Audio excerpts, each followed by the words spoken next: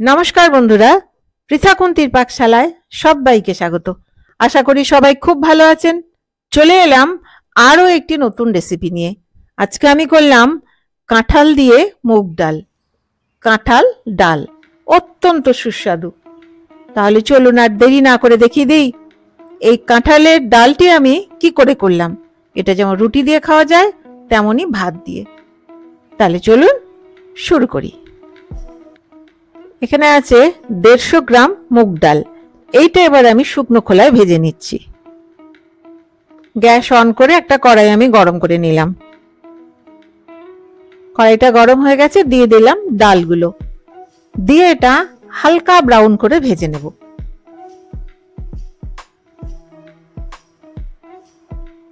ডালগুলো হালকা ব্রাউন হয়ে গেছে, গ্যাসটা বন্ধ করে দিলাম। দিয়ে একটা বাটিতে আমি তুলে নিচ্ছি।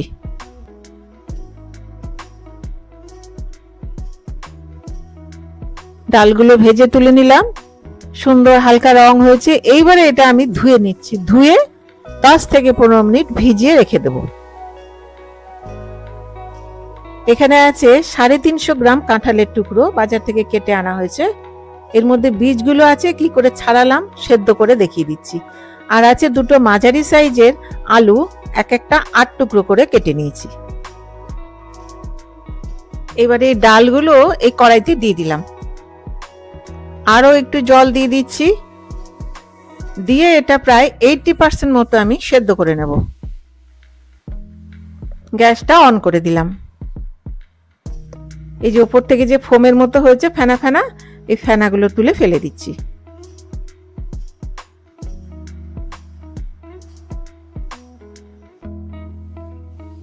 এই ডালটা প্রায় 80% মতো সেদ্ধ হয়েই গেছে। আর বেশি সেদ্ধ করব না, ডালটা গলে গেলে কিন্তু ভালো লাগবে না। গ্যাসটা বন্ধ করে দিলাম। ডালগুলো একটা বাটিতে তুলে রেখে দিলাম।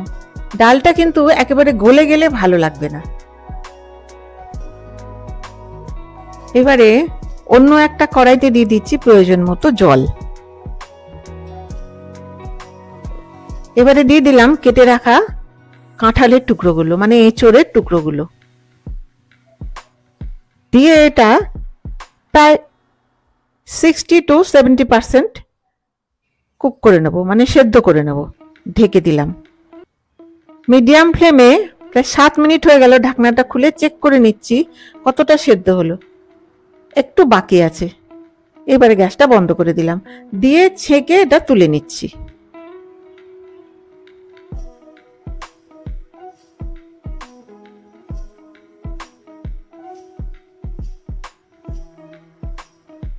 দেখিয়ে দিচ্ছি বীজগুলো কি করে বের করে নিলাম। যখন এটা মোটামুটি সেদ্ধ হয়ে যাবে না, 60-70% সেদ্ধ হয়ে যাবে, সেই সময় কিন্তু এই এঁচোড়ের বীজ থাকলে, শক্ত বীজ থাকলে সেগুলো বেরিয়ে যায়।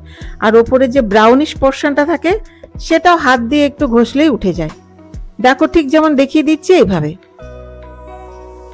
আরো একটা দেখিয়ে দিলাম, এই দেখো উঠে গেছে কিন্তু ব্রাউন পোর্শনটা।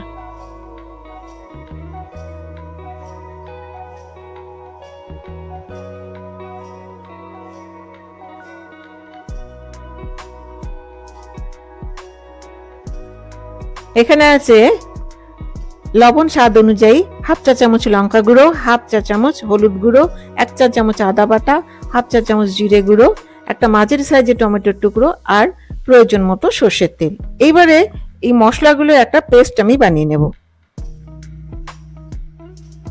একটা বাটিতে দিয়ে দিলাম লঙ্কা গুঁড়ো, হলুদ গুঁড়ো, জিরে গুঁড়ো, আর দিয়ে দিচ্ছি আদা বাটা। দিয়ে সামান্য জল দিয়ে এটা গুলে নেব। দিয়ে দিলাম সামান্য পরিমাণে জল। গুলে এটা প্রায় 10 মিনিট মতো আমি রেখে দিচ্ছি। কয়েক মিনিট রেখে দিচ্ছি। গ্যাস অন করে একটা কড়াই আমি গরম করে নিলাম। কড়াইটা গরম হয়ে গেছে, দিয়ে দিলাম 2 টেবিল চামচ সর্ষের তেল। দিয়ে তেলটা গরম করে নিচ্ছি।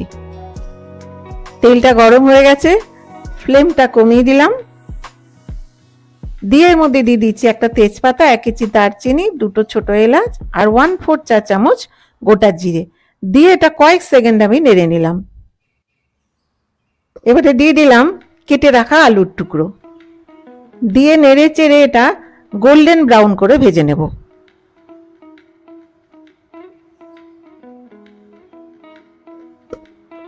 আলুগুলো গোল্ডেন ব্রাউন হয়ে গেছে। এবারে দিয়ে দিচ্ছি এর মধ্যে টমেটোর টুকরোগুলো। টমেটোটা একটু নরম হয়ে যাওয়া পর্যন্ত নেড়ে নেব, প্রায় 2 মিনিট। টমেটোটা নরম হয়ে গেছে। এবারে এর মধ্যে দিয়ে দেবো আমি এই গুলে রাখা মশলাগুলো, আর দিয়ে দেব বাটি ধোয়া একটু জল, দিয়ে এটা প্রায় 3 মিনিট মতো আমি কষিয়ে নিচ্ছি মিডিয়াম ফ্লেমে।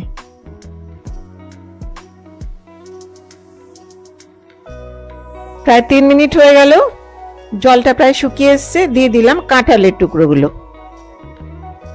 কাঁঠালের টুকরোগুলো দিয়ে খুব ভালো করে মিশিয়ে নিচ্ছি, কষিয়ে নিচ্ছি আমি কয়েক মিনিট, খুব সুন্দর গন্ধ বেরিয়ে আসা পর্যন্ত। কষানোটা প্রায় হয়েই গেছে, তেল ছেড়ে এসছে। এইবারে এর মধ্যে দিয়ে দেবো আমি সেদ্ধ করে রাখা ডাল।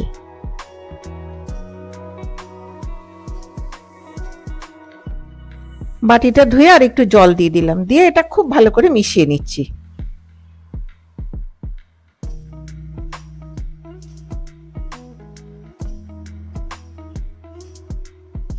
আরো একটু জল দিয়ে দিলাম, একটু ফুটবে, আলুটার একটু সেদ্ধ হবে সেই জন্য। দিয়ে খুব ভালো করে মিশিয়ে এটা আমি কয়েক মিনিট ফুটিয়ে নেব। দিয়ে দিলাম স্বাদ অনুযায়ী লবণ, মিশিয়ে দিচ্ছি।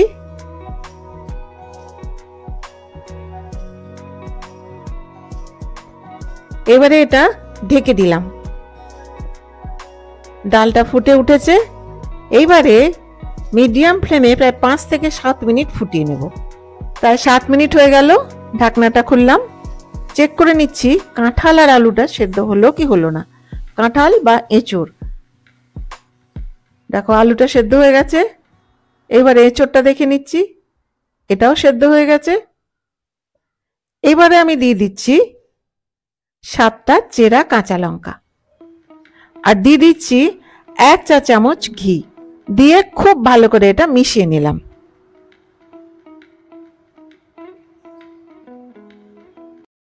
রান্নাটা কমপ্লিট, গ্যাসটা বন্ধ করে দিলাম, দিয়ে ঢেকে 5 মিনিট আমি রেখে দেব।